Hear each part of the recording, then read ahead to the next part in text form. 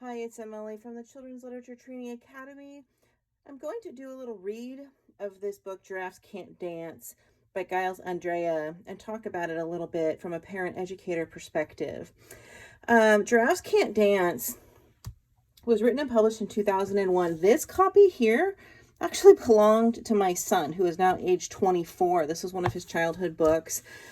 Don't know why I saved it. I had an inclination to save a certain pile of books. Some of them not even very spectacular. This one actually now, since then, has made headway as making the list for books for teaching children's diversity in the classroom, diversity and acceptance.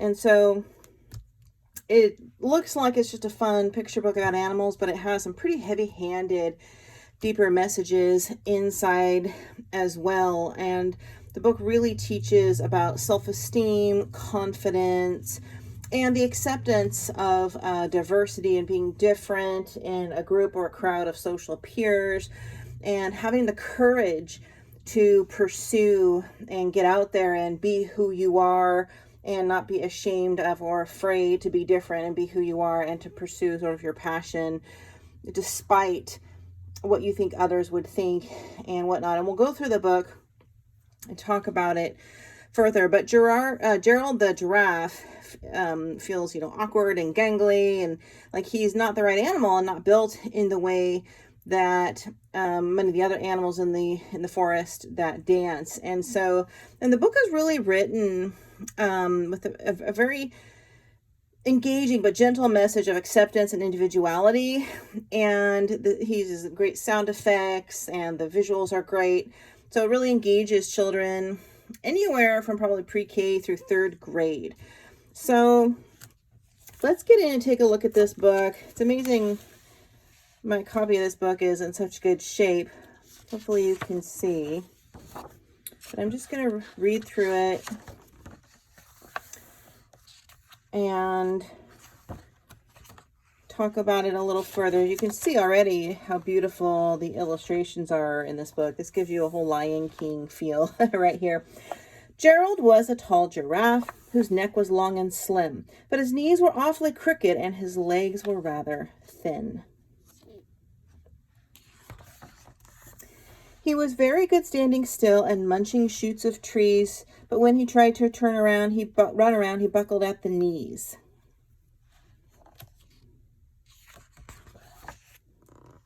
Now, every year in Africa, they hold the jungle dance, where every single animal turns up to skip and prance. And this year, when the day arrived, poor Gerald felt so sad because when it came to dancing, he was really very bad.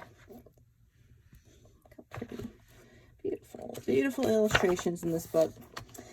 The warthogs started waltzing and the rhinos rock and rolled. The lions danced a tango that was elegant and bold. The chimps did a cha-cha with a very Latin feel, and 8 baboons then teamed up for a splendid Scottish reel. Gerald swallowed bravely as he walked toward the door, but the lions saw him coming, and they soon began to roar. "Hey, look at clumsy Gerald," the animals all sneered. "Giraffes can't dance, you silly fool." "Oh, Gerald, you're so weird." Notice on this page here, we see a group of social peers, in an environment, mocking and teasing and tearing somebody down for being different. So this is where the message sort of starts to kick in this book. Gerald simply froze up. He was rooted to the spot. "They're right," he thought. "I'm useless. Oh, I feel like such a clot." So he crept off from the dance floor and he started walking home. He'd never felt so sad before. So sad and all alone. And, this is a good opportunity to look up a vocabulary word with your child and explain what a clot may mean. Here we have the emotions of self-doubt, shame, embarrassment, and sort of an identity crisis going on here, feeling isolated from the rest of the group. Then he found a little clearing and he looked up at the sky. "The moon can be so beautiful," he whispered with a sigh. "Excuse me," coughed a cricket who'd seen Gerald earlier on, "but sometimes when you're different, you just need a different song."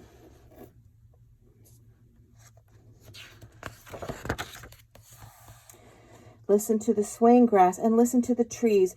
To me, the sweetest music is those branches in the breeze. So imagine that the lovely moon is playing just for you. Everything makes music if you really want it to.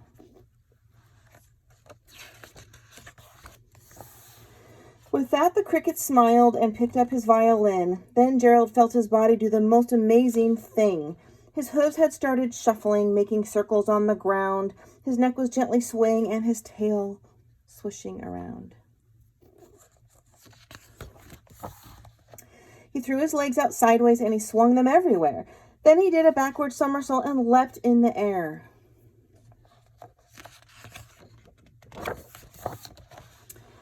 Gerald felt so wonderful, his mouth was open wide. I'm dancing, I'm dancing, I'm dancing, Gerald cried.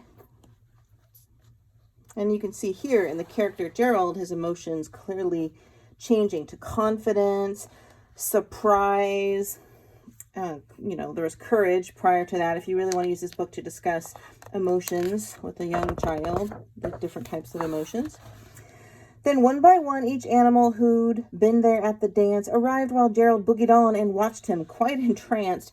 They shouted, "It's a miracle. We must be in a dream. Gerald's the best dancer that we've ever seen."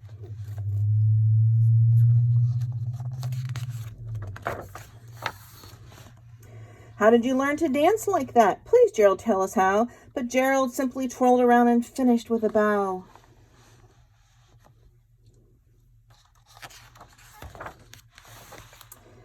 Then he raised his head and looked up at the moon and stars above.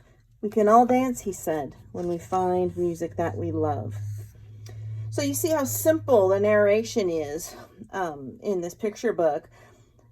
But sometimes the simplest, shortest text for books for small children have the biggest messages, and it may not seem like a lot, even without explaining. I mean, this is a perfect book to demonstrate, even without explaining what the meaning is behind the story, that a child that's reading or being read this book can really internalize the message, especially if you read it multiple times. My son, I don't know why this was his favorite book. I must have read this to him for months, over and over and over. It was his favorite book. One of his favorite books. And you never really think when you're a parent as to why. But I think it resonates with a child to identify a character coming into his own, gaining courage, exploring, growing and evolving in self-development, and being accepted, and there's a lot of bullying in schools right now, and there's a lot of judgment, and there's a lot of, emphasis on accepting and pushing diversity.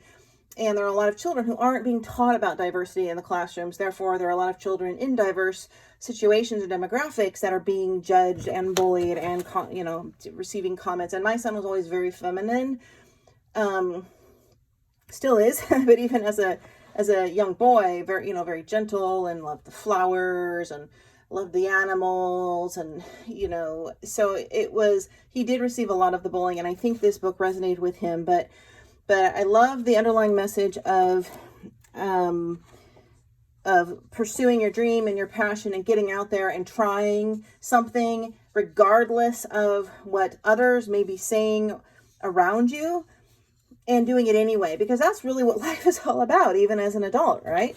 So I think this book, it would be great for any educator and or teacher classroom or parent, household. If you're going to read this as a parent to your child, I would, read it multiple times and discuss what's going on here. Have your child name the different emotions. This is a teacher activity you could do as well. Name the emotions that Gerald might be feeling. Have the student name a problem Gerald is facing and brainstorm some solutions to the problem.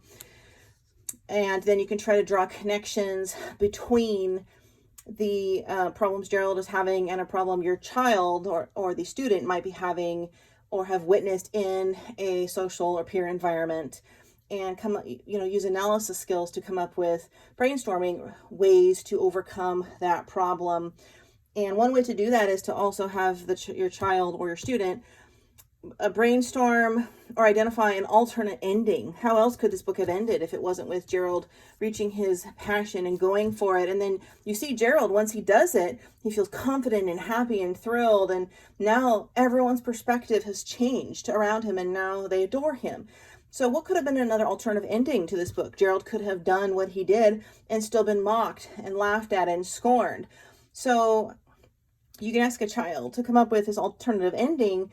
What could Gerald have done if, despite pursuing his passion and pursuing what he loved and getting out there and doing it anyway, if he still received scorn, if he still received mocking and humiliation? Could he have held on to his confidence, his self-esteem, his pride? Could he have still continued pursuing his dance? Or would that final display and show that led to, mockery squashed him? And should he have stopped or quit? See what a child can come up with in devising an alternate ending. And then you can explain to a child how, Gerald didn't need the acceptance of the animals around him to have permission to feel confident, to pursue his dream, to do what he loved. He could do that regardless how others around him responded. I think the message too is 9 times out of 10, you will be accepted.